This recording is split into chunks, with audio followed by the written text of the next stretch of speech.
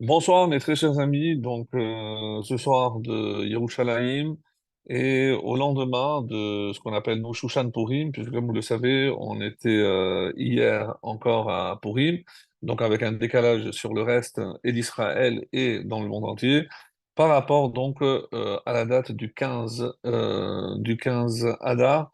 Et on va entamer la deuxième paracha ce soir, la deuxième paracha du troisième livre de Vayikra.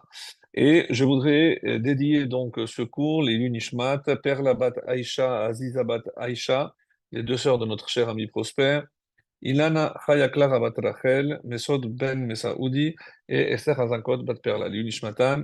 On va évidemment inclure toutes les victimes et pour la guérison, Ezrat Hashem, de tous nos blessés et de tous les otages qu'on espère retrouver très très vite avant la fin de ce mois de Hadar, Ezrat Hashem, et avant la Géoula, la Géoula qui aura lieu, si Dieu veut, le mois de Nissan.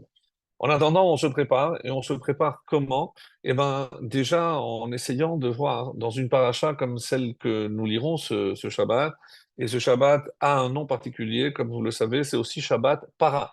En effet, donc avant Rosh Chodesh Nissan, eh ben, on se prépare déjà à se purifier. Pourquoi? Parce que comme vous le savez, il fallait amener le Corban Pessah. Et pour pouvoir apporter le Corban Pessah à Yerushalayim, il fallait être en état de pureté. Donc s'il fallait une semaine de purification et autres, donc on se prend bien bien à l'avance. Et c'est la raison pour laquelle on a l'habitude de lire la paracha de Chukat, Zot Chukat Torah, qui nous parle de la purification de toute donc cette cérémonie qui avait lieu pour purifier tout ce qui avait été en contact avec un cadavre, avec un mort, et qui s'était rendu donc impur.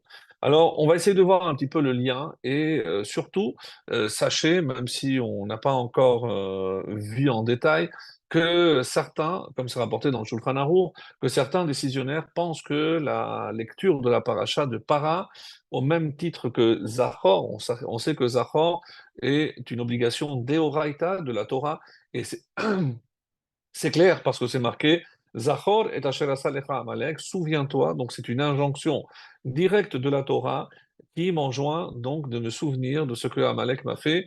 On dira aussi un petit mot sur Amalek aujourd'hui, dans un autre cas, dans un autre registre, vous allez voir, tout à fait éloigné de celui qu'on a l'habitude d'entendre.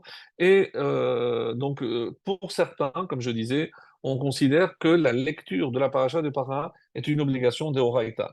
Alors, c'est un peu étonnant dans la mesure où Zachor, Amalek, je sais qu'il est toujours là, tous ceux qui nous veulent du mal parce qu'on est juif, hein, et tout simplement, porte déjà le titre de Amalek, et par ailleurs, la paracha de Para, on n'a pas de cendre, on n'a pas de Beth Amikdash, comment pourrait-on imaginer que la lecture de ce passage-là relève d'une obligation de la Torah, vu qu'on n'a aucune obligation, puisqu'on ne peut strictement rien faire de nos jours, n'ayant ni des Kohanim purs pour pouvoir euh, tuer déjà la 10e vache rousse qu'on attend, et ainsi rendre et purifier tous ceux qui se sont rendus impurs.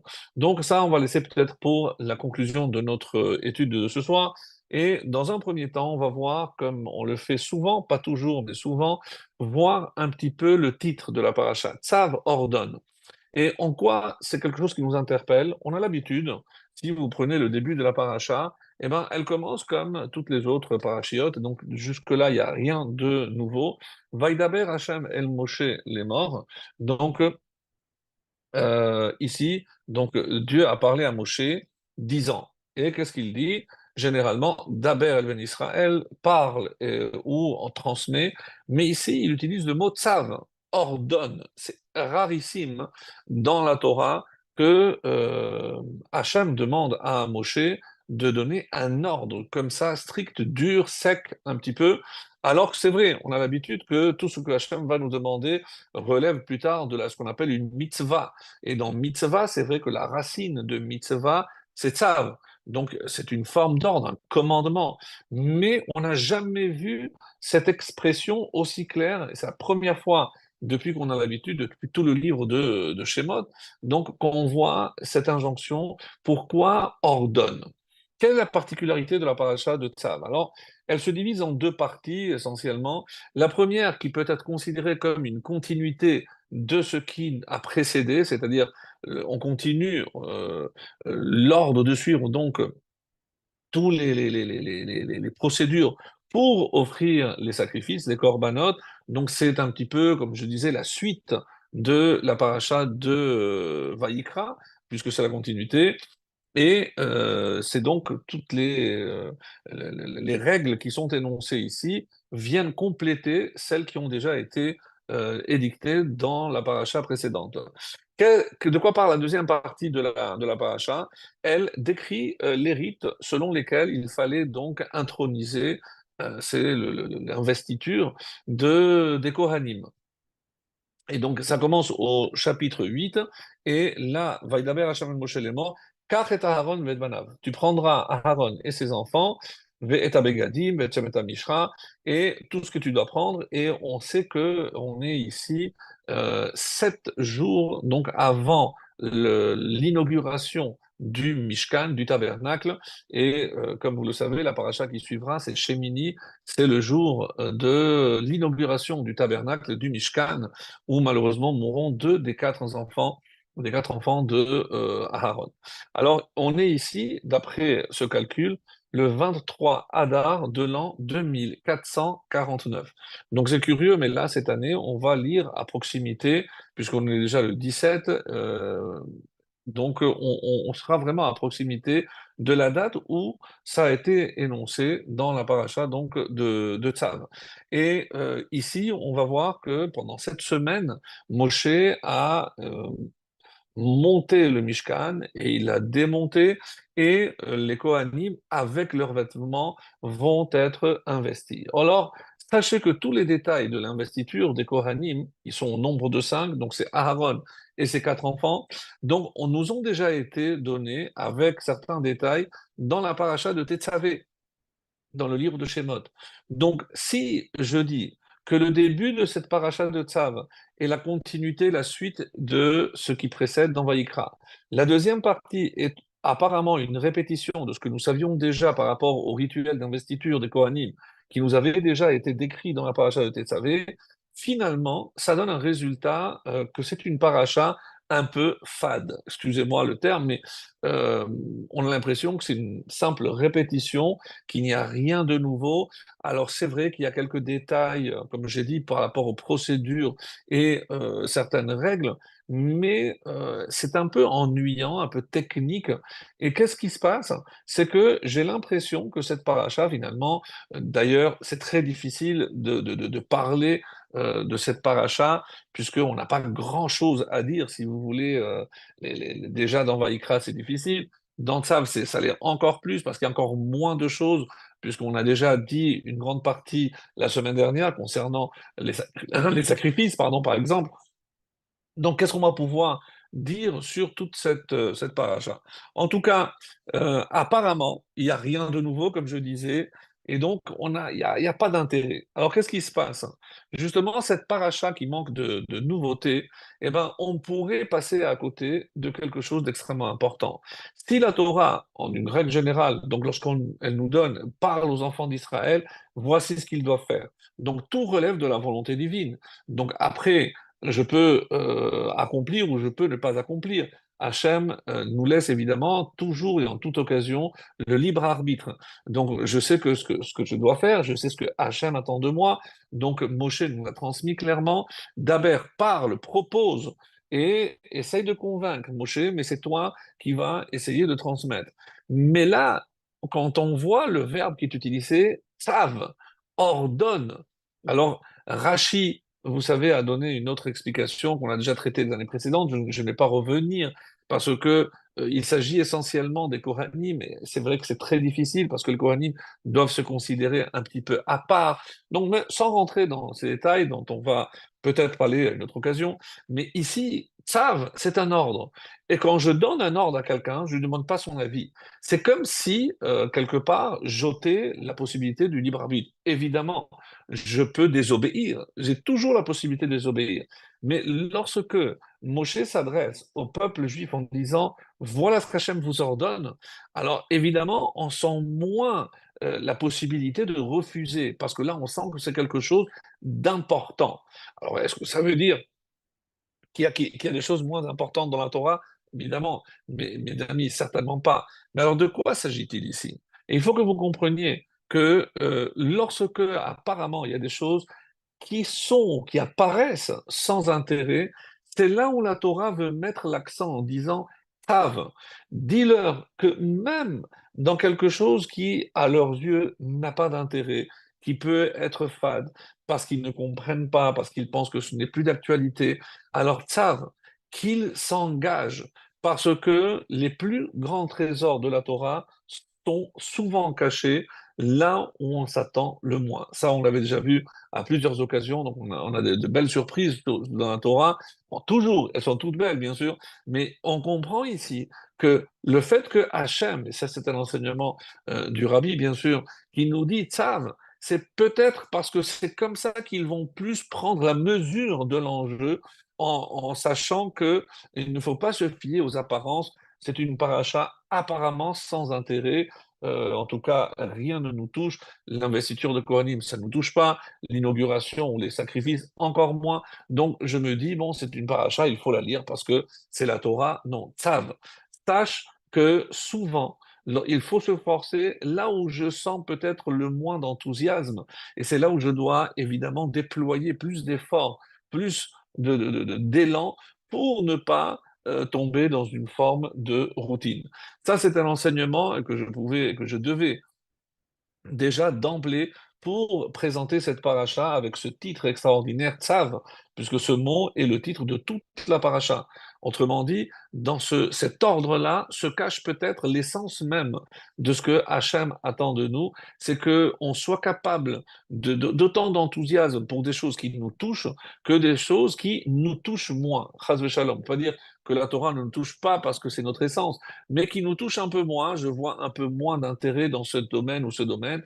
Donc, ça, là, implique-toi, engage-toi et fais preuve vraiment d'enthousiasme comme Hachem attend de toi.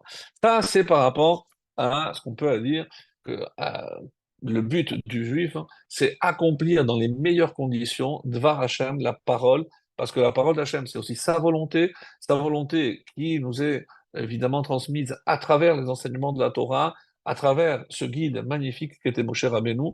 Et donc, nous, aujourd'hui, on essaye au mieux de nos capacités, pour ainsi dire, d'accomplir la volonté d'Hachem. Alors, il y a un autre passage aussi dans cette paracha que j'aimerais aussi, mais vraiment même si on passe très très vite, hein, avant d'aller à ce que je considérerais comme la partie essentielle de ce que je voulais vous dire ce soir, euh, c'est quand on voit au début de la paracha comment Moshe va s'y prendre pour oindre, puisque vous savez qu'il a pris de l'huile, il a pris l'huile d'onction et Shemen Mishra, et comme c'est marqué au chapitre 8, le verset 10 et 11, que je vous lis tout de suite. Vaikar Moshe et Shemen Mishra, donc je vous lis la traduction. Moshe prit l'huile d'onction et il en oignit le sanctuaire et tout ce qu'il contenait et les sanctifia ainsi. Il en aspergea 7 fois l'autel extérieur, il oignit aussi l'autel extérieur et tous ses ustensiles, ainsi que le bassin. Le bassin ici, c'est le kiyor et le can. Qu'est-ce que c'est le canot? Le canot, c'est la base, parce que si vous avez vu l'illustration donc du bassin qui contenait de l'eau, et il était posé sur un support qu'on appelle can en hébreu pour les sanctifier. Alors, tous les commentateurs posent la question que Moshe sanctifie tous les ustensiles, je veux bien, parce que chaque ustensile avait une mission particulière, et c'est ce qu'on appelle la avoda, servir le pain, allumer la menorah, faire les sacrifices, la kétoret, tout ça, je veux bien. Mais les Rahamim posent la question, mais par rapport au bassin, je ne comprends pas. Pourquoi? Parce que le bassin, c'est pas vraiment un ustensile. D'ailleurs, rappelez-vous qu'il a été cité à part, en marge des autres. Il n'a pas été inclus, donc on peut considérer comme tous les kelim du Beth Amikdash. Et pour cause, il n'est pas un vrai keli, puisque à quoi servait-il? Rappelez-vous, c'est les Kohanim, avant de commencer la Havoda, ils devaient se laver les mains et les pieds, et après seulement ils commençaient la Havoda, le service dans le sanctuaire. Donc c'est dire que c'est pas, il n'y avait pas quelque chose à faire avec cet ustensile. Lui-même était une sorte de préparation à la avoda. Alors, qu'est-ce qu'on vient nous enseigner ici, mes chers amis? Peut-être très rapidement, mais un enseignement qui, je pense, mérite d'être dit et même répété, c'est que par rapport à un événement, une mitzvah comme la avoda, qui, elle, est sans aucun doute importante, parce que je m'apprête à accomplir la volonté d'Hachem, comme on l'a vu dans le début de mes propos. Mais ici, que représente donc finalement ce bassin? C'est la préparation à la mitzvah, la préparation. Et pourquoi il fallait oindre aussi ce bassin, et pas que le bassin, même la base ne contenait rien, il n'y avait pas d'eau, puisque la base servait juste à, comme socle pour poser le bassin. Et pourquoi il fallait oindre? Quel kedusha il y avait? Eh bien, sachez que tout ce qui, justement, converge et qui m'aide, qui participe à une mitzvah, relève même de la mitzvah elle-même. Et que la hachana d'une mitzvah est aussi importante que la mitzvah elle-même. Voici un enseignement qu'on peut retirer donc de ces psukim qui nous enseignent que des fois, comme je le disais au début, il y a des fois qui ne nous paraissent pas importantes. Si je vous demandais le bassin, est-ce qu'il sert à quelque chose? Eh ben, c'est un simple robinet. La preuve, c'est que s'il n'y avait pas le bassin, je pouvais prendre de l'eau d'ailleurs. Donc, c'est pas indispensable. Mais pourquoi fallait-il le oindre? Parce qu'il fallait que, aux yeux des Kohanim, et donc aux yeux de tout le peuple, ils comprennent et ils retiennent cette leçon, que tout ce qui concourt et participe à une mitzvah relève de la mitzvah elle-même. Le Shabbat, évidemment que le repas, je m'assois à table, le repas est prêt, oui, mais la mitzvah, c'est-à-dire de préparer, elle a commencé lorsque j'ai fait les courses. J'ai préparé les courses pour cuisiner pour Shabbat. Donc tout ce temps des courses, le temps de la préparation, de la cuisine, ça va rassurer les dames, eh ben, tout ça, fait partie de la Séouda de Shabbat elle-même. Que l'on comprenne que si la Séouda, c'est une mitzvah, eh ben, toute la préparation relève de la même mitzvah et c'est tout aussi important. Et qu'est-ce qui me permet de dire ça? Eh ben, ce verset que je viens de vous citer nous enseigne que la préparation à une mitzvah est aussi importante et elle est aussi considérée comme faisant partie de la mitzvah elle-même. Et c'est comme ça, Kol Echad, et, le but, évidemment, quand on demande à un juif, on sait que j'ai pris l'exemple de Shabbat, les Séoudot, mais nous savons que chaque juif devra répondre à la question la haute Tzipit Alishua, est-ce que tu as espéré en Mashiach? Mais c'est pas juste un espoir mental. Non, finalement, qu'est-ce que tu as fait pour amener le Mashiach? Donc c'est une question qu'on nous posera. Pourquoi? Parce que si je considère que faire venir le Mashiach dépend aussi de moi, et c'est écrit, Hayom im bekolo tishma'u, c'est-à-dire que moi, quand je fais une mitzvah, je fais en même temps une autre mitzvah qui est celle de hâter la venue du Mashiach. Donc, à la réponse que je vais donner, qu'est-ce que tu as fait pour faire venir le Mashiach? Eh bien, chaque fois que je fais une mitzvah, parce qu'il y a marqué Hayom, aujourd'hui, il peut venir Im bekolo tishma'u, mais si vous écoutez sa voix, et ça, peu importe où on est, si on écoute la voix d'Hachem, eh ben, en écoutant la voix d'Hachem, je fais venir le Mashiach. Donc, vous comprenez que finalement, tout est relié. Ou alors, comme c'est marqué, Im Shamoa Tishma, donc deuxième paragraphe du schéma. Et alors, qu'est-ce que c'est? Ben, la terre donnera ses fruits, le ciel donnera sa pluie, etc.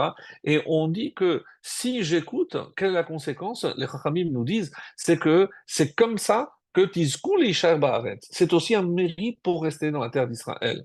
Donc le premier, Hayom Bibekolo Tishma'u, c'est pour amener au plus vite le Mashiach. In Tshamo Tishmeu, Tizkou l'Ishaer Ba'aretz, vous aurez le mérite de rester sur la terre d'Israël. Parce que pour avoir un mérite et que personne vienne en essayant de nous déloger ou pour mettre en question, Chas Shalom, que cette terre ne nous appartient pas, non, il faut la mériter. Et mériter d'être ici, c'est évidemment en écoutant la voix d'Hachem. Et que les choses soient bien claires, mes amis. Le Mashiach, on ne le fait pas venir par des discours, on ne le fait pas venir par des protestations, par des manifestations, par rien. Les Chachamim sont clairs. Mashiach mevi'im al yede Torah, al yede geminut chasadim, vers al yede tefila. N'allez pas chercher autre chose parce qu'il n'existe pas. Je vais traduire tout de suite, bien sûr. Comment je peux faire venir le Mashiach? Évidemment, la première chose par la Torah. Parce que Hayom Bekolot Ishmael, en essayant, en s'efforçant d'accomplir au mieux de nos capacités, de nos possibilités, les mitzvot qu'Hachem nous a enjoint d'accomplir. Ça, c'est la première étape et c'est la plus importante.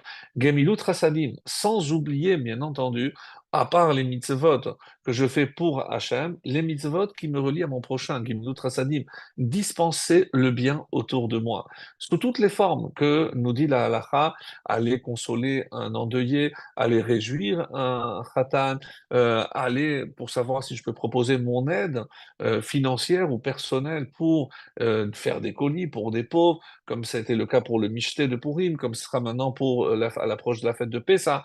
Donc, grâce à Dieu, il y a toujours des occasions pour faire le bien et répartir le bien autour de nous. Donc ça, tout le monde se doit en fonction de ces possibilités, bien sûr.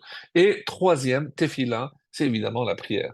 Parce que si c'est vrai qu'avant il y avait la avoda dans le temple, mais ça a été remplacé, comme vous le savez, par la tefila. Donc, et la tefila, c'est aussi un moyen, puisque on le dit 3 fois par jour, Vetechezena enenu, que nos yeux puissent voir Beshuvecha les Sion, lorsque tu vas retourner à Sion. Autrement dit, dans chaque Amida, on espère pouvoir voir la Shekhinah revenir sur le mont de Sion et assister à la reconstruction du Beth Amikdash. Donc, et que ce ne soit pas, encore une fois, comme on le dit, et c'est ça le danger, et je reviens à ce que je dis au début, c'est que lorsque quelque chose est routinier, donc ça perd un petit peu de saveur parce qu'il n'y a pas d'intérêt, et c'est là où on peut perdre un petit peu notre entrain, notre élan, notre enthousiasme, notre chaleur lorsqu'on fait, parce que la tfila, c'est quelque chose qui doit être fait avec chaleur et pas de manière le pardon, ça c'est les conséquences de Purim Baruch Hashem, ça ne doit pas être fait de manière routinière, donc c'est extrêmement grave. Comme il y a un midrash que je voudrais citer, très très beau, et ça va déjà aussi englober ce que nous allons voir par rapport à Para Aduma dans la deuxième partie. Bagadol mimecha altidosh. S'il y a quelque chose qui est plus grand que toi, qui te dépasse, n'essaye pas de comprendre. Bechazak mimecha altarkor. Il y a quelque chose de plus fort que toi, altarkor. Ne cherche pas à savoir. Ne recherche pas. Bamufle mimecha alteda. Quelque chose qui est au-dessus de ta capacité, quelque chose de mouflé, quelque chose qui dépasse l'entendement, ben non, ne cherche pas teda, à savoir. Bamechuse mimcha. Ce qui t'est caché, parce qu'Hachem n'a pas voulu, c'est le cas de la para Aduma, al tishal. Alors ne pose pas de questions. Si Hachem a voulu que ça soit caché, alors ne pose pas de questions. Bema shehusheta hitbonen. Alors qu'est-ce qu'il nous reste à faire? Ce qui t'a été permis, hitbonen. Alors essaye de comprendre. Tout le reste, tout ce qui t'a été donné, permis de comprendre, fais-le. Ve'en lecha esek banistarot. Et n'essaye pas de rechercher les choses qui te dépassent, qui sont cachées, parce qu'Hachem a voulu que ces choses-là soient cachées. Alors retenez ceci parce que ça sera rapporté pour, si Dieu veut, notre conclusion. En attendant, maintenant que on va peut-être toucher la partie essentielle du cours que j'avais voulu transmettre ce soir, c'est on a cité le chapitre 8 dans Vaïkra. Maintenant, c'est le début de ce chapitre. De quoi nous parle-t-il? Vaïdaber Hashem el Moshe lemor, kach et Aaron ve'et banav ito ve'et habegadim ve'et shemen hamishra. Donc, c'est ce que je disais tout à l'heure. Donc, va prendre Aaron et ses fils les vêtements sacerdotaux, l'huile d'onction, le taureau pour l'offrande de faute, les 2 béliers et la corbeille, qui contenaient chacune 30 pains non levés, comme vous le savez, comme je te l'ai ordonné de faire il y a de cela 6 mois. Qu'est-ce que j'avais dit? 6 mois, c'est dans la paracha Tetzavé, puisqu'on avait déjà reçu l'ordre. Et réuni toute la communauté à l'entrée de la tente de rencontre. Alors, nous sommes ici devant ce qu'on appelle le chinour, l'inauguration, mais c'est aussi l'intronisation des Kohanim. Alors, ce qui est assez frappant, c'est que les Kohanim seront au nombre de 5. Donc, un, c'est Aharon, qui sera et restera pour toute l'éternité le père de la prêtrise, puisque tous les Kohanim descendront de Aharon. Donc là, en l'occurrence, il a eu 4 fils, et ce sont les 4 plus le papa, plus Aaron, qui seront investis. Donc, on a un total de 5 personnes. Alors, Ici, cette étude, je ne vous l'ai pas dit, elle est basée sur une sira du Rav Avigdor Nebenzahl, euh, qui était le rabbin de la vieille ville de Jérusalem. Et c'est ses élèves qui ont retranscrit tous ces cours et dans une série donc d'études sur les parachiotes, donc en 5 tomes. Et il y a 3 ou 4 études par paracha. Là, j'ai choisi une, c'est pas la première, je crois que c'est la troisième, celle qui va nous parler du thème que je voulais aborder avec vous. Je trouvais que c'était vraiment, tout est d'actualité si on sait bien l'interpréter, mais c'est censé nous parler plus que tout le reste. Pourquoi? Parce que on a ici un grand principe qui va traverser toute cette paracha et, si on peut dire toute la Torah. C'est ce qu'on appelle en hébreu communément le chinour. Le chinour, j'ai traduit tout à l'heure par inauguration, comme Hanouka, mais chinour, c'est l'éducation. Pourquoi? Parce que comment on va ici transmettre, comment Aharon va transmettre ces valeurs de la prêtrise à ses 4 enfants qui continueront de le faire à travers, puisque Nadav et Avihu, malheureusement, mourront la semaine prochaine lors de l'inauguration de la paracha de Shemini, donc, et à travers la descendance d'Aaron jusqu'à nos jours, donc tous les Kohanim remontent quelque part à Aaron. Donc, c'est incroyable que Aaron ait réussi à transmettre donc la Kehuna, puisque pour être Kohen, il faut être descendant. Alors, il est donc le père de tous les Kohanim, comme on vient de dire, et ça met en valeur le mérite extraordinaire de ces 2 parents qui étaient Yocheved, la maman, et Amram, qui ont donné 3 enfants exceptionnels, puisque ce seront, comme la Gemara les parle, des Parnassim, donc ce sont eux des dirigeants hors pair, Moshe, évidemment, Aharon et Myriam. Et grâce à eux, comme vous le savez, on l'a déjà souvent cité, on aura les 3 protections dans le désert, grâce à Myriam, l'eau, grâce à Moshe, la manne, et grâce à Aaron, la protection des nuées. Donc, c'est dire que ces 3 frères avaient un mérite vraiment exceptionnel. Alors, notre question, si c'est vrai que notre fonction à nous, c'est Mamlechet Kohanim, nous aussi on est un royaume de prêtres. C'est-à-dire que le même rôle que les prêtres jouent à l'intérieur, les Kohanim jouent à l'intérieur du peuple d'Israël, comme vous le savez, Kohen, Lévi et Israël, donc les 3 parties, nous sommes aussi appelés à être Mamlechet Kohanim Vegoy Kadosh, une nation sainte, mais c'est aussi hors la Goïm. On est censé être la lumière pour les nations, c'est-à-dire sorte de guide pour leur montrer où il faut aller et surtout où il ne faut pas aller.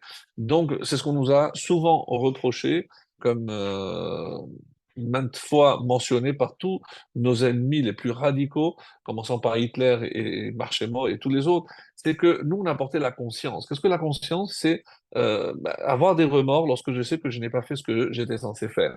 Et ça, c'est quelque chose que l'humanité n'est pas prête à entendre et surtout à accepter. Et c'est la raison pour laquelle, chaque fois que on peut taper sur du juif, il n'y a qu'à ouvrir aujourd'hui les médias et entendre ce qui se passe. Donc, rien de nouveau sous le soleil, on a envie de dire. Alors, n'oublions pas que les Kohanim, et c'est à ce titre-là que je voudrais axer l'étude que je m'apprête à vous proposer, c'est que les Kohanim sont appelés aussi à être, pas seulement, parce que vous allez vous dire, d'accord, eux étaient dans le temple, dans le sanctuaire, mais il est clair que leur fonction finalement, ne se, euh, euh, confinés pas juste aux 4 murs du sanctuaire, ils avaient une autre mission, laquelle c'était des méchanchim. C'était eux qui devaient transmettre les enseignements de la Torah à tout le peuple. Rappelons-le, eux, donc issus de la tribu de Lévi, et Lévi n'avait pas de terre, de parcelle de terre en Israël. Pourquoi? Parce qu'ils devaient être partout où le besoin s'en faisait sentir. C'était eux qui étaient censés transmettre l'éducation, transmettre les enseignements de Torah. Donc les Kohanim, ce ne sont pas à nos yeux, comme nous on les voit, que des prêtres, c'était avant tout des mechanchim, des enseignants, des éducateurs.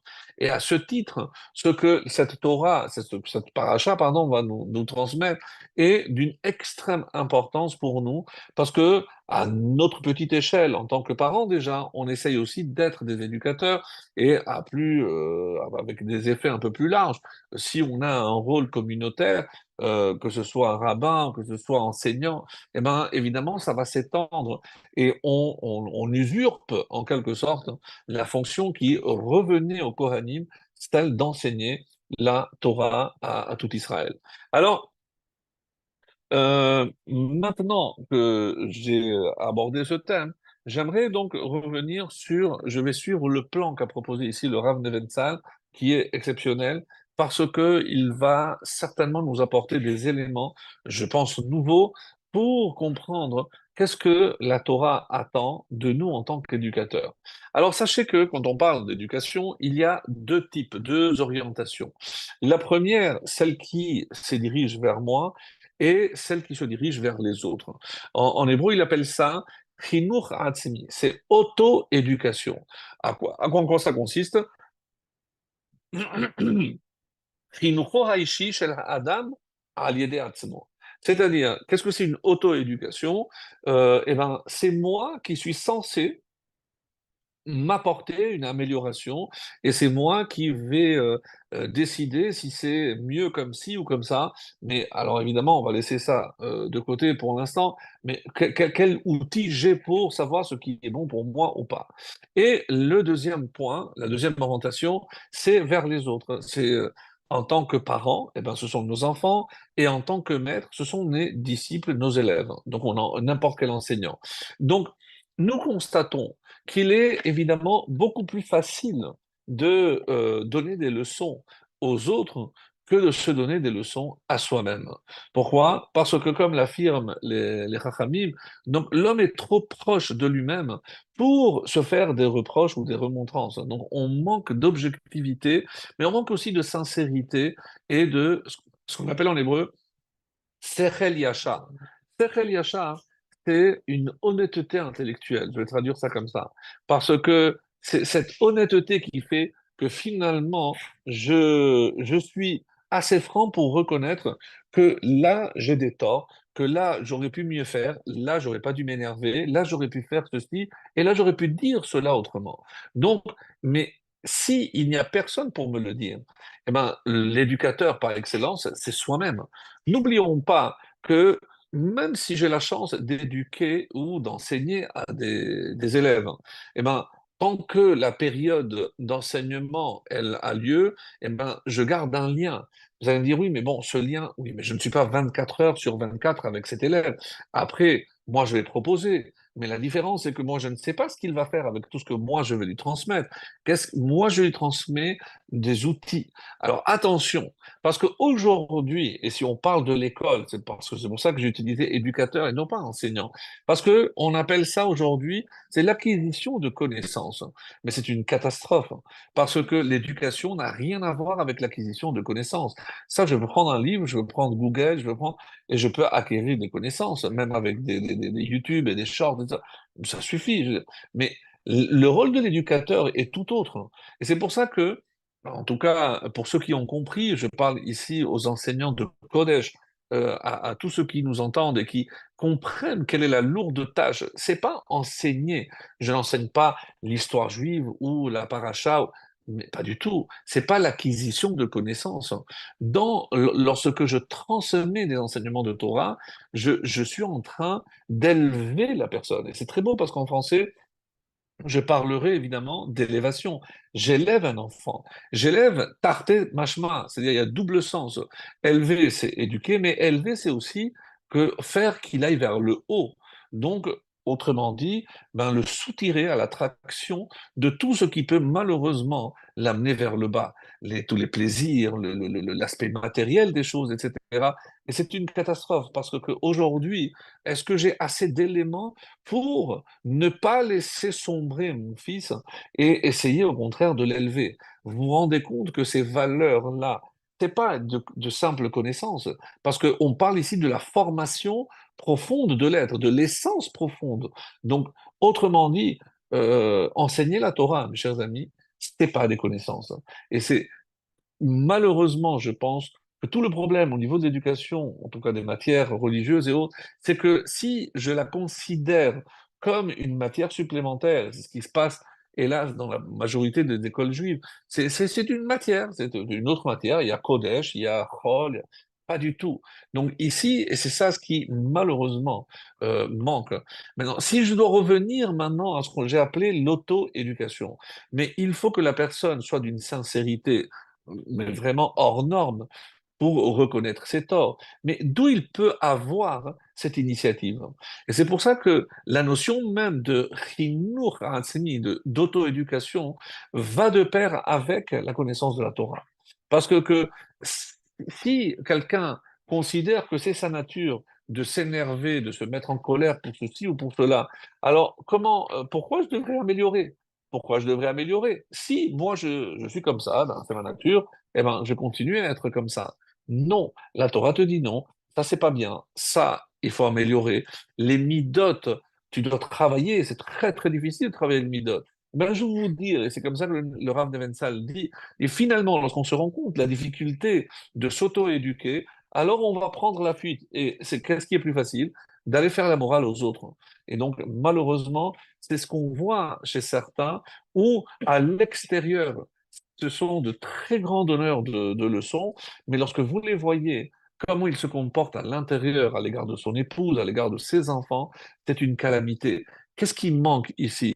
Ben, l'auto-éducation. Donc, même des fois, il faudra très attention que le fait d'aller enseigner, le fait, mais ça, c'est que ça ne soit pas une fuite pour ne pas s'auto-éduquer. Parce que c'est plus facile, encore une fois, de faire le beau à l'extérieur qu'à l'intérieur, à l'extérieur, vis-à-vis des autres, qu'à l'intérieur, vis-à-vis de lui-même. Et donc ça, c'est vraiment quelqu'un qui est honnête, c'est comme ça qu'il le dit. Et si, encore une fois, je comprends que la Torah, le seul but, c'est que me permettre d'épanouir, mais de découvrir mon potentiel. Comme il dit, Aïtsuv Haïshiyut, c'est affermir sa personnalité, comprendre les outils qu'Hachem nous a donnés pour en faire le meilleur usage. Mais pour ce faire, il faut que je sois honnête avec moi-même et il faut que je veuille découvrir et surtout ne pas me couvrir et me trouver toujours des prétextes pour les erreurs que je peux commettre. Non. Et on a une chance aussi pour nous les hommes, c'est d'avoir une femme qui joue son rôle à Ezer Kenegdo pour nous aider. Kenegdo, elle est capable d'aller contre nous.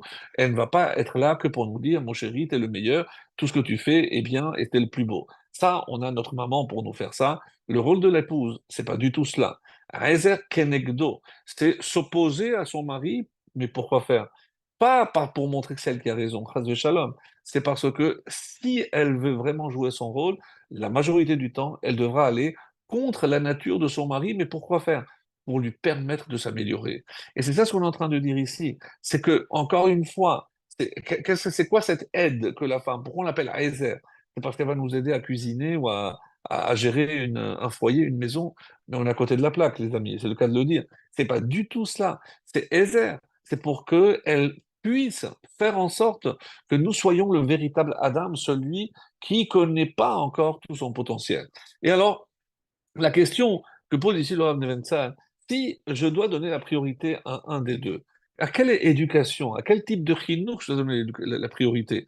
Le chinour vers les autres, celui qui est tourné vers les autres, celui qui est tourné vers moi-même.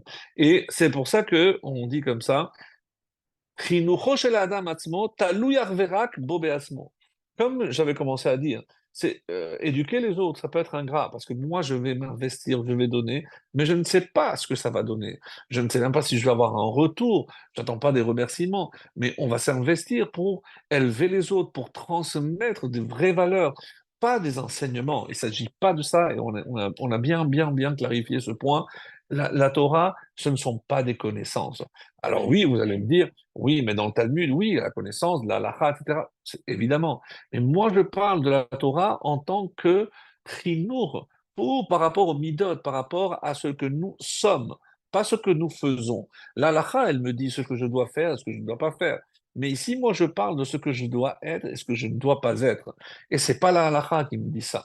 Parce que je peux faire la halakha à la règle, à la lettre, mais être un juif complètement à côté parce que je ne suis pas en phase avec les autres, je suis très cruel, très dur avec les autres. Mais il ne s'agit pas de ça. Où est la Gemilut Chassadim? On avait dit, la Torah, oui, mais Gemilut Chassadim aussi. Sinon, il n'y aura pas de Mashiach. Rappelez-vous de ça. Alors, on finit finalement par se séparer de ses élèves. Donc, je vais leur donner des moyens, des outils. Après, ce qu'ils vont faire avec ces outils-là, moi, je ne serai pas là forcément tout le temps pour voir ce qu'ils vont faire. Donc, en gros, et c'est comme ça qu'il dit, le seul élève qui soit toujours à mes côtés et sur lequel je pourrai toujours avoir une influence, eh ben, c'est moi-même. Et c'est pour ça qu'il continue et il conclut, en tout cas c'est la réponse qu'il va donner. Euh, on pense souvent que les autres sont plus importants, mais on ne prend pas le temps pour soi-même. Et ça, c'est très grave. Et c'est pour ça qu'il dira, je ne peux pas m'occuper des autres si je ne m'occupe pas de moi-même. Comment je vais prétendre élever, éduquer les autres si moi-même, je ne prends pas le temps de m'éduquer moi-même, de m'améliorer moi-même? Je ne peux pas demander aux autres ce que je ne m'impose pas moi-même. Et de qui on apprend ça? D'Akadosh Baruch Hu. Hachem ne demande jamais quelque chose que lui ne fait pas. La Gemara donne plein d'exemples, on ne va pas s'attarder là-dessus. Mais, et ça c'est le point auquel je voulais arriver, il est toujours plus facile de s'occuper des autres que de soi-même. Et ça, c'est la conclusion de ce passage à la question par le Rav Neventsal. Et maintenant, il va poser une question exceptionnelle et qui va nous permettre de mieux comprendre les enjeux au niveau de l'éducation et pourquoi est-ce tellement important de d'abord passer par l'éducation qui nous concerne, nous, avant de prétendre éduquer les autres. Alors, euh, c'est ce qu'il va dire. En manos, ki im lehagdim velaasok bechinuk atzmo. Si véritablement je veux apporter une amélioration chez les autres, il faut commencer par s'améliorer soi-même. S'éduquer soi-même avant d'éduquer les autres. Se construire soi-même avant de construire les autres. Et c'est pour ça que c'est tellement important les années, on va dire, de l'adolescence, où on essaie de se construire. Parce qu'un être, un homme qui n'est pas construit, il ne peut pas construire et il ne peut pas se marier. Donc, tous les fiascos qui, aujourd'hui, malheureusement, ne font qu'augmenter au niveau des couples et autres, c'est parce qu'il manque les bases. Et ça rejoint ce que je disais. La base de l'éducation, elle ne commence pas au moment où je vais essayer de me marier. C'est trop tard. L'éducation, comme on le sait, elle commence depuis le jeune âge, mais vous allez voir par rapport à la réponse qu'il va nous proposer aujourd'hui, que même cette réponse n'est pas forcément la bonne. Alors, il pose la question suivante et je vous la pose. האם קיים קשר כלשהו בין היותו של אב ירא שמיים בתכלית לבין כך שתקלט יראת שמיים בלב בנו? Donc on a dit qu'il faut s'éduquer avant d'éduquer. Alors il pose une question. Est-ce que parce que moi j'ai travaillé, j'ai atteint ces yirat shamayim. Donc n'oublions pas que ce qui définit véritablement le comportement exemplaire d'un juif, c'est lorsque il est imprégné de yirat shamayim, la crainte du ciel. Pourquoi? Parce que quelqu'un qui est yireh shamayim, c'est quelqu'un qui essaiera toujours de s'améliorer, de faire chaque fois un peu plus, chaque fois un peu mieux. Et c'est pas quelqu'un de religieux, quelqu'un de pratiquant, quelqu'un d'orthodoxe, comme on entend aujourd'hui avec on a une connotation un peu péjorative. Non. Moi, je parle maintenant de Yirat Shamayim. C'est la seule chose, comme la Gemara nous le dit, à Kol Bideshamir Chutz Mirat Shamayim. Donc, est-ce que tu vas craindre le ciel ou pas?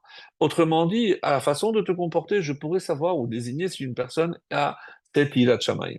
Et la question qu'il pose, qui est légitime, est-ce que parce que le père a eu à lutter, donc maintenant il a atteint cette Yirat Shamayim, c'est qu'il va la léguer à son fils, automatiquement son fils va aussi avoir Yirat Shamayim? Une question très légitime. Donc tu viens de me dire qu'il faut s'éduquer avant d'éduquer. Alors le père a fait les efforts, donc maintenant qu'il a atteint ce niveau-là, automatiquement, rappelez-vous, après la 10e épreuve d'Abraham Avinu, Ata yadati ki yere Elokim ata. Tout ceci, les 10 étapes, les 10 épreuves qu'il a passées, et la conclusion, maintenant je sais que tu es Yere Shamaim. Maintenant je sais que tu crains Dieu. Donc c'est le but ultime. Et si Abraham a été qualifié de Yere Shamaim, Yere Elokim, donc sachez que c'est vraiment, vraiment le summum. Alors, nous les descendants d'Abraham, Yitzhak et de Yaakov, est-ce que cette Yirat Shamaim, elle est innée en nous? Est-ce que parce que Abraham l'a atteinte, est-ce que ça fait que nous aussi, on va l'avoir? Dans cet héritage génétique, comme l'explique le Rav Nebenzahl, nous savons qu'au niveau corporel, la couleur des yeux, la couleur des cheveux, la forme, la taille, évidemment, tout est une question de génétique. Mais on oublie aussi qu'au niveau de la génétique, il y a aussi la transmission berroir, spirituelle, c'est-à-dire au niveau des midotes. Et c'est ce qui amène le Rav Nebenzahl à poser la question exceptionnelle. Je vous avoue que pour moi, ça a été une grosse découverte. Et on remonte à Yosef.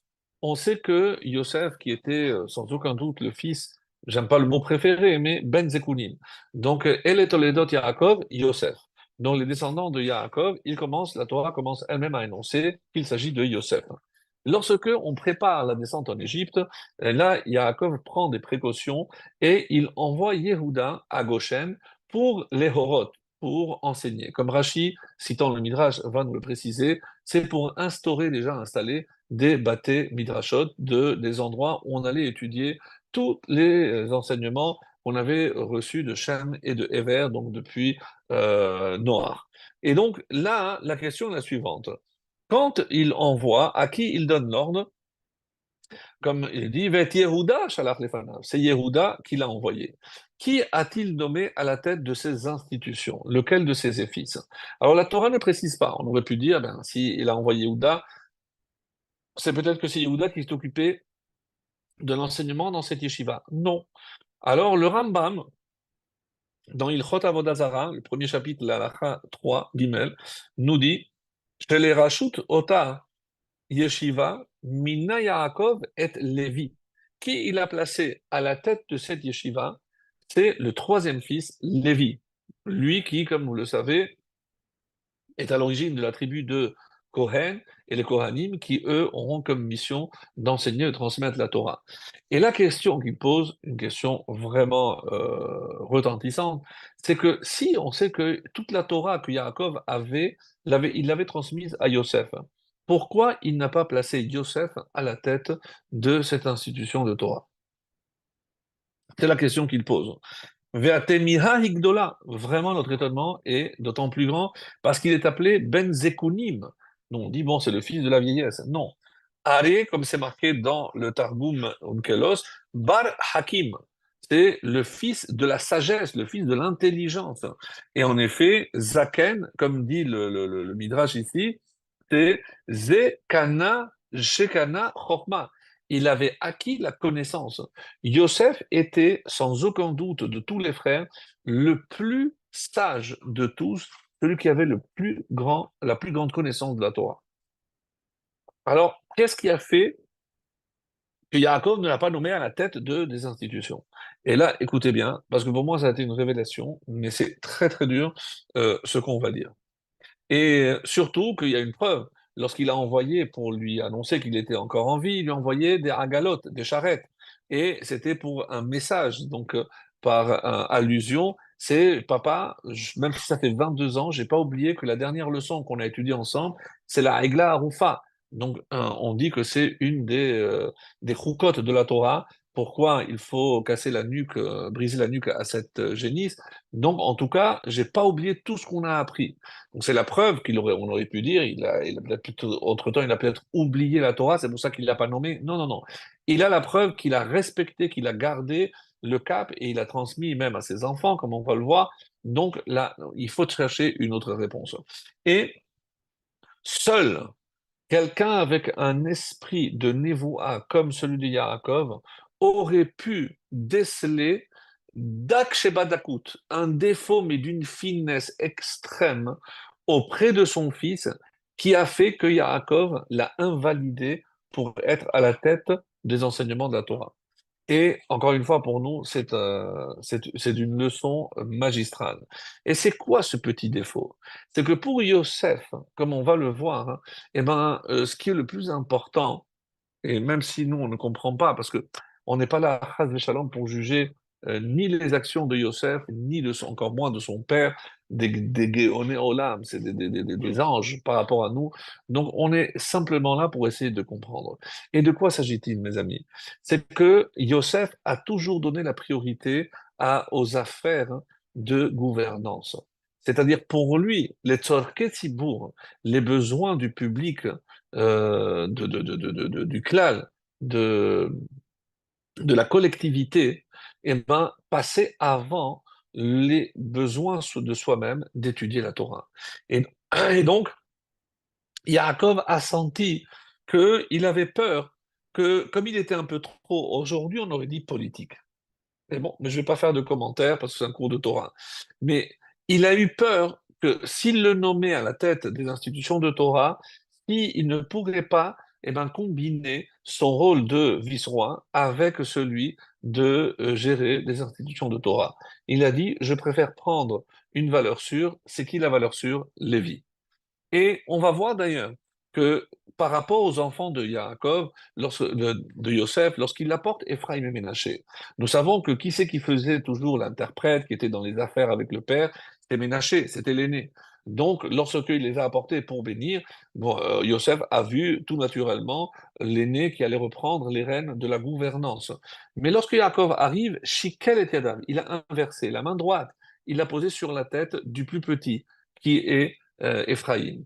Et la Torah nous dit à deux reprises, chez l'Isra, chez le Rosh Ephraïm, Vehu Atzaïr. Et c'était le plus jeune. Pourquoi on a besoin de préciser? On le sait. Et parce que là encore, Yaakov a voulu dire à Yosef, je sais que tu penses que Ephraïm, c'est le plus petit, donc le moins important, que c'est Ménaché qui gère les affaires avec toi, et sur ça tu as raison. Mais pour la bracha, celui qui va continuer le monde de la Torah, ça va être Éphraïm.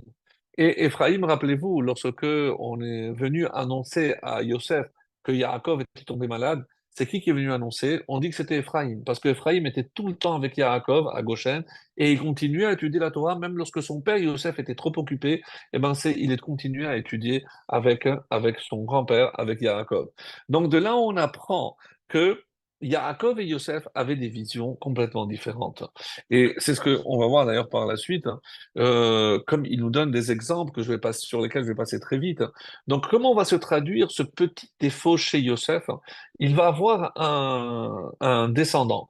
Ce descendant n'est ni plus ni moins que Yehoshua, qui est le successeur de Moshe. Eh bien, il y a un passage dans Yehoshua, le chapitre 5, le verset 14, où on nous dit euh, qu'il y a un ange, Malach Hashem, qui est venu pour Mochiachoto, et il est venu faire des reproches à Yehoshua parce qu'il a empêché ces hommes d'étudier la Torah. C'est parce que c'était une milchemet mitzvah, et donc il n'y avait pas d'obligation de les faire veiller et les empêcher d'étudier la Torah. Un autre avis nous dit qu'ils n'avaient pas le droit d'empêcher ces soldats de retourner auprès de leurs femmes. Donc il va être sanctionné, il ne va pas avoir de garçon. D'après les Chachamim, Yoshua a eu des filles, mais n'a pas eu de garçon à cause de cette faute. C'est-à-dire, parce que pour lui, c'était plus important de bien gérer à ses yeux cette guerre, donc il a malheureusement empêché ces hommes d'étudier la Torah. Comme ça, c'est rapporté. Et ça, on voit que c'est le défaut que Yaakov avait déjà perçu, mais vraiment d'une manière très très ténue chez Yosef. Ça va aller en s'aggravant. Il n'a fait aucune faute, on va dire. Mais Yerovam, par contre, lui, ça va être une autre paire de manches. On en a déjà parlé. Celui qui va hériter donc des 10 tribus, Yerovam ben Nevat, et pour empêcher les Juifs de descendre à Yerushalayim, va construire deux autels sur lesquels il va placer deux veaux, on connaît déjà, et il va entraîner donc malheureusement la faute de Avodazara. Ça, on est déjà dans un registre beaucoup plus grave. Donc, où le goût pour la gouvernance l'emporte sur l'interdiction de faire Avodazara et faire fauter toutes ces 10 tribus qui, comme on le sait, termineront par disparaître à l'époque de Sancheriv. Donc, il y a encore un autre exemple que nous donne le Rav de Vensal, un autre descendant, un autre roi, aussi issu de Yosef, qui s'appelait Achav ben Amri. Et donc, l'histoire, elle est connue, elle est rapportée dans la Bible. De quoi s'agit-il? Donc, il avait vu une vigne et il avait convoité cette vigne. Cette vigne, appartenait à Naboth. Et il a refusé de lui vendre. Et bon, lui, il était foncièrement gentil, mais malheureusement, il avait une épouse, là aussi, Isabelle, qui lui a dit, mais comment tu te laisses traîner comme ça? Toi, tu es le roi, tu dois t'imposer. Et il va faire exécuter Naboth pour hériter et prendre cette vigne. Donc on voit que ce qui au départ est une légère déviation, plus les générations vont passer, plus cette déviation va être plus importante, elle va en s'aggravant. Vous comprenez, mes amis, pourquoi le Rav ici insiste sur le fait qu'il faut s'améliorer. Pas simplement parce que comme ça, parce que je suis en train d'investir, pas sur moi ou sur mes enfants, sur tous mes descendants. Nous avons des défauts, et bien sachez que c'est pas seulement par rapport à mon papa, mais c'est à mes ancêtres. Et l'exemple et la réponse qu'il donne à ce propos est exceptionnel. On dit, vous connaissez tous, on a parlé de Yosef, il a dit Egla Aroufa. Et Egla Aroufa, qu'est-ce qu'on fait? On fait venir les sages, on fait venir aussi les Kohanim. Et quelle est la phrase que les Kohanim disent? Kaper le Amecha Israël, expie la faute de ton peuple à Israël, Asher Padita Hashem, que tu as déjà sauvé. Ils disent, mais à quoi ça fait allusion? Asher Padita, mais que tu as sauvé quand? Le seul, on va dire, le seul sauvetage qu'il y a eu en attendant, c'est celui d'Égypte. Donc, on remonte à l'Égypte. Mais pourquoi? Mais quel rapport? Pourquoi tu dois pardonner maintenant depuis l'Égypte? Parce que s'il y a quelqu'un qui aujourd'hui est devenu un assassin, ça veut dire que ça remonte à ses origines. Et c'est quoi les origines que nous avons, nous, aujourd'hui, tout le peuple juif? C'est cette génération qui, elle, est sortie d'Égypte. Donc, il remonte le défaut chez les ancêtres, c'est-à-dire la première génération. C'est laquelle? Celle de la sortie d'Égypte. Et donc, c'est pour ça qu'il dit Asher Padita, parce que elle, tu l'as sauvée. Et donc, maintenant, eh ben, nous aussi. Donc, on est en quelque sorte la conséquence, on a hérité cette mauvaise germe, et ce mauvais germe à partir de cette génération. Pour vous rassurer, parce que je vais terminer quand même cette partie-là avec quelque chose de positif, hein, et ça se trouve dans la Gemara, et on dit Kol Adam sheyesh bo yirat shamayim devarav nishmaim. Donc, quelle est la conséquence d'un homme qui a yirat shamayim? C'est que tout ce qu'il dit eh ben, est entendu. Pourquoi? Parce qu'on sait que ce qu'il est en train de dire, il le dit comme un canal. Et donc, je transmets quelque chose qui me dépasse, qui est au-dessus de moi. Quand je sens cette hirat shamayim chez la personne, eh ben, tout le monde a envie d'obéir et d'écouter. Vous comprenez pourquoi c'est tellement important? Et c'est comme ça qu'il dit que c'est vrai que le père, il transmet quoi? Les midot, la hirat shamayim, comme on a vu plus haut, et le rav ou l'éducateur doit aussi transmettre à ce niveau-là une dimension spirituelle pour compléter, améliorer la personnalité du receveur. Alors, l'Eka midi de l'or et misa beoraita, il y a une règle qui dit il n'y a rien qui ne soit pas déjà, même par allusion, cité dans la Torah. Et c'est pour ça qu'on dit, où est-ce qu'on voit une allusion au fait que tous les Kohanim seront, eux, les éducateurs? Et bien, dans la bracha, dans Devarim, on va le voir, Yoru mishpatech al Yaakov, ils enseigneront tes lois à Yaakov, vetoratech al Israël, et ta Torah à tout Israël. On parle bien sûr des Kohanim. Mais dans le prophète Malachi, pardon, il nous dit comme ça, qu'est-ce qui a précédé? Qui sifte Kohen, car les lèvres du Kohen, yishmeru da'at, et eux, ils vont garder la connaissance, vetora, yevakshu mipihu. Et c'est comme ça que la Torah, on va la demander de leur bouche. C'est eux qui continueront à transmettre. Qui malach Hashem tsevakot hu, parce que ce sont des envoyés. Ici, pas malach forcément dans le sens d'un ange, mais parce que ce sont les envoyés de Dieu pour continuer à transmettre la Torah. Et en ce qui nous concerne aujourd'hui, écoutez ce qui est marqué dans la Gemara de Shabbat 23, et il est dit comme ça. Mi she'ohev talmidei chachamim, la Gemara dit celui qui aime les sages, yizke lebanim talmidei chachamim. Il aura le mérite d'avoir des enfants talmidei chachamim. Pourquoi? Parce que, encore une fois, comme j'aime, et donc pour moi c'est un but à atteindre, je ferai en sorte que la meilleure récompense, c'est que mes enfants soient aussi talmidei chachamim. Celui, Ota Avat Torah Shebalev Ha'av, Meturgemet Le'Maaseh, parce qu'elle se traduit par un acte. Et aussi, Kol HaMechabet Talmidei Chachamim, celui qui honore et respecte les Talmidei Chachamim, ajoute la Gemara, eh ben, sache qu'il aura le mérite d'avoir des gendres Talmidei Chachamim. Pourquoi? Parce que la fille, elle a l'habitude de voir son père respecté. Donc, elle, pour qu'elle puisse respecter un Talmid Chacham, eh bien, Hachem va la récompenser et elle aura comme mari un Talmid Chacham. Et il reste un point qui pour moi a été vraiment essentiel, c'est celui qui est cité par le Zohar HaKadosh, qui nous dit qu'est-ce que c'est cette guerre contre Amalek? On vient d'en sortir, et c'est pour ça que, en deux mots, qu'est-ce que c'est que cette guerre? Et les termes du Zohar sont, et ça va évidemment s'insérer dans tout ce qu'on est en train de parler par rapport à l'éducation.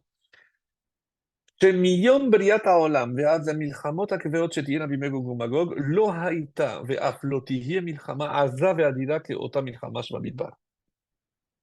Incroyable ces mots.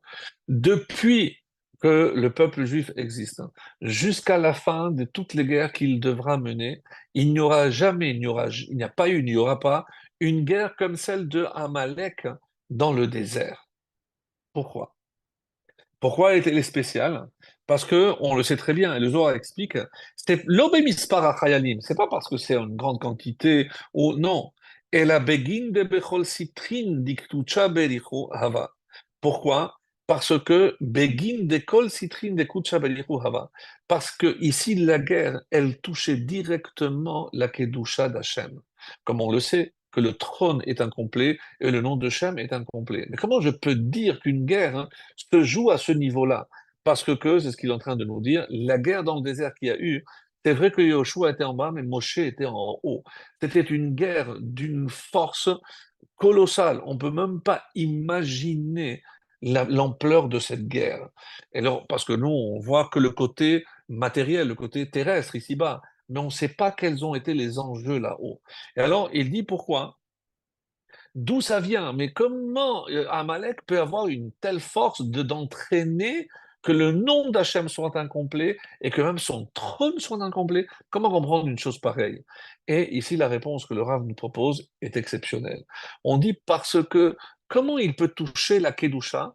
Parce que chez Amalek, il y a aussi une graine de Kedusha. Ah! Alors ça, vraiment, c'est quelque chose de très étonnant. Et oui, il nous dit qui est la mère de Amalek. Autrement dit, c'est la femme de Éliphaz. Et qui est cette femme? Timna. Qui est Timna? Celle qui a voulu à tout prix quitter le palais duquel elle était issue, c'est une princesse, pour rejoindre Abraham. Et Abraham n'a pas accepté sa conversion. On peut s'étonner, puisqu'il faisait que des guérim et des guillorotes. Pourquoi pas elle? Il a compris, il a senti que chez elle, il n'y avait pas du 100%. Elle reviendra chez Yitzhak, la même chose. Elle reviendra chez Yaakov, la même chose. Alors il ira chez Esav et elle finira par se marier avec le fils de Esav. Elle n'a pas lâché.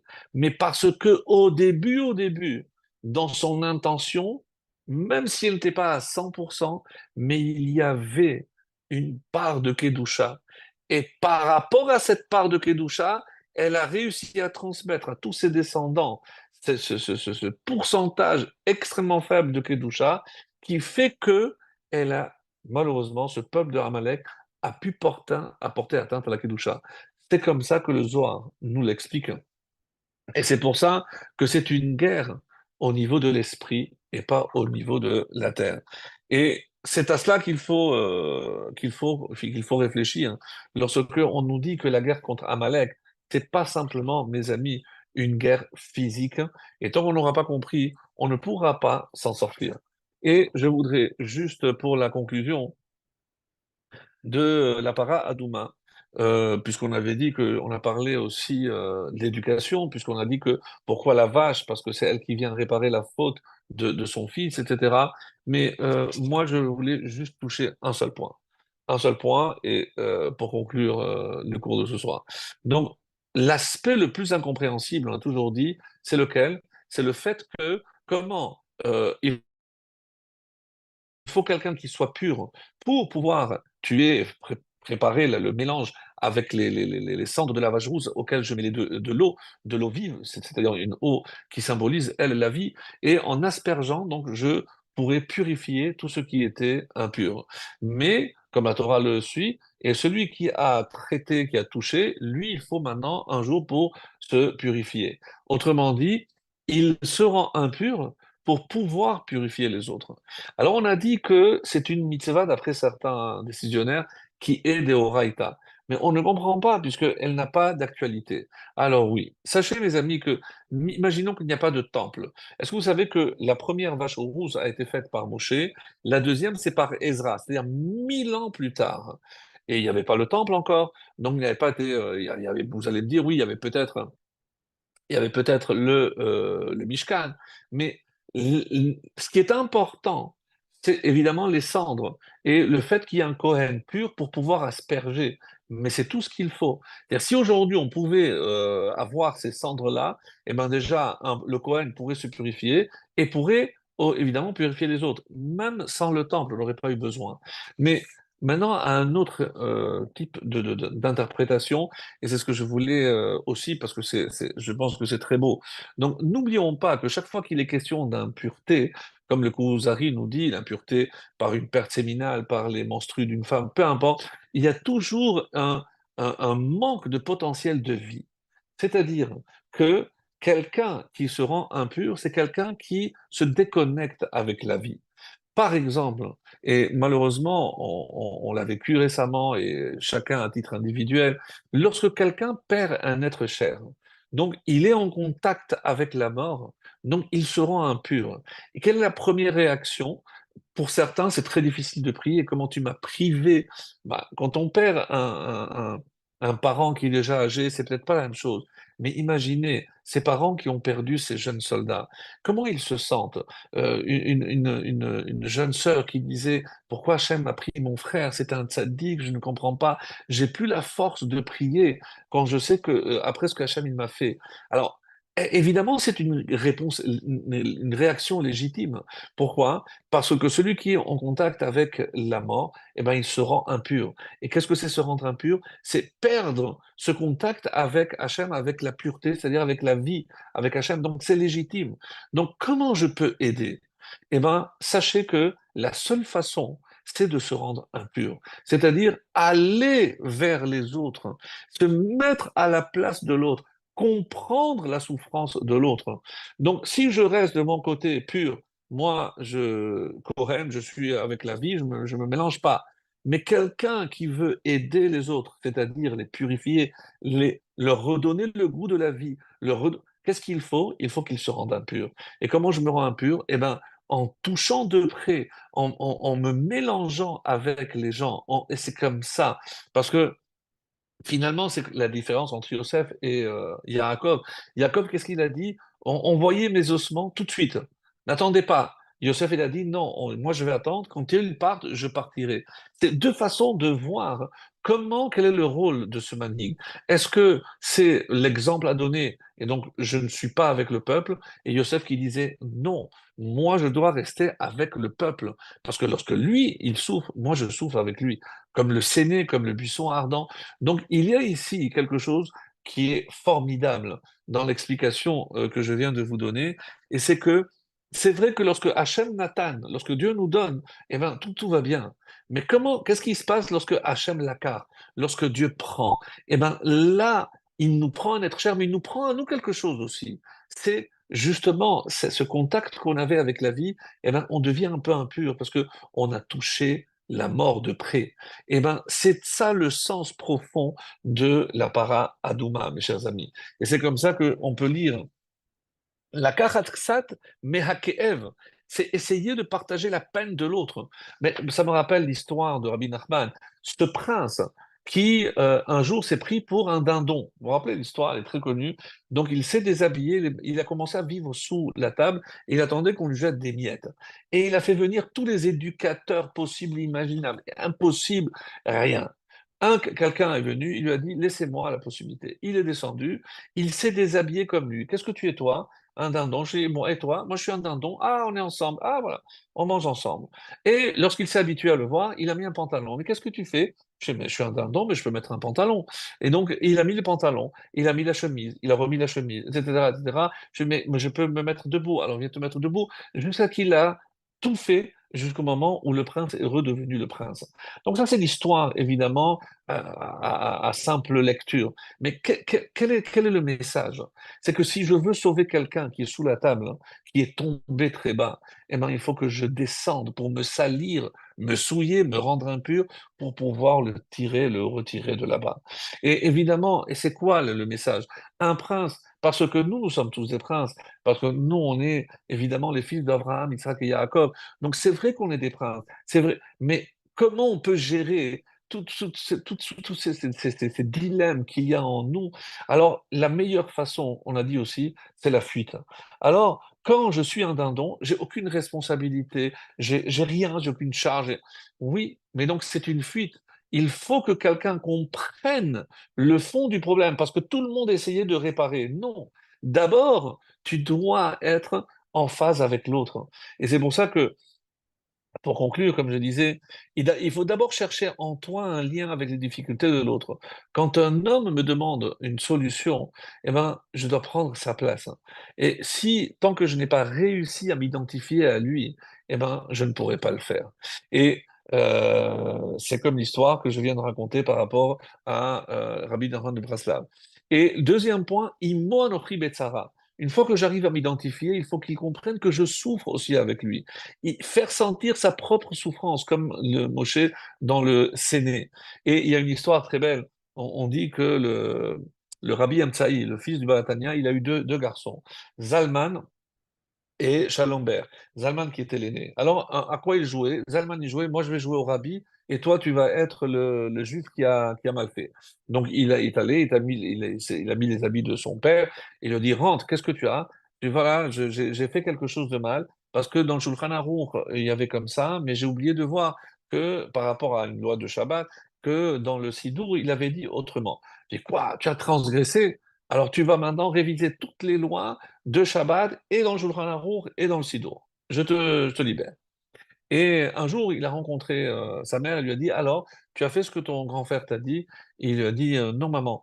Il lui a dit, mais c'est le rabbi. Je lui ai dit, non, maman, le rabbi, il ne cherche pas à punir, il cherche à comprendre. Eh bien, sachez que la suite de l'histoire, c'est que qui est devenu le prochain rabbi? C'est Shalom Ber, c'est le petit frère, et pas le grand. Parce que déjà à 9 ans, il a compris que si je veux transmettre, il faut que que j'ai une certaine empathie avec l'autre. Je ne viens pas punir, je ne suis pas, encore une fois, un dictateur ici. Et c'est ça le problème. Et troisième point, peut-être le plus important, c'est encourager l'autre. Parce que maintenant que je me suis identifié, il faut que je trouve le moyen de lui donner des forces, de se relever. Comme je suis descendu déjà avec lui, maintenant il faut lui donner des forces pour le purifier, c'est-à-dire pour l'élever, et au sens vrai du terme, c'est-à-dire l'élever. Et ça, comme on pose la question, mais comment c'est possible euh, que à Kippour, qui c'est qui doit faire le rituel des deux boucs à Kippour? C'est Aaron à Cohen. Et mais on ne comprend pas, parce que Aaron, il a été aussi, il a participé, même si on ne comprend pas très bien. Il a participé, d'après ce que la Torah dit, à la faute du Vaudor. Comment celui qui est finalement accusé peut devenir notre défenseur? Et la réponse extraordinaire qui nous est donné ici, c'est Maor Vachem, qui dit justement, le seul qui peut devenir notre avocat, c'est celui qui a compris notre faute. Et parce qu'il a lui aussi participé d'une certaine façon à la faute du peuple, eh ben lui, il peut prendre cause et fait pour nous, et c'est lui qui va nous défendre. Ça, c'est l'exemple de Aharon. Eh ben, imaginez donc Aharon, qui est le père de tous les prêtres, de tous les Kohanim, de tous ceux qui enseignent, ceux qui essayons d'enseigner la Torah.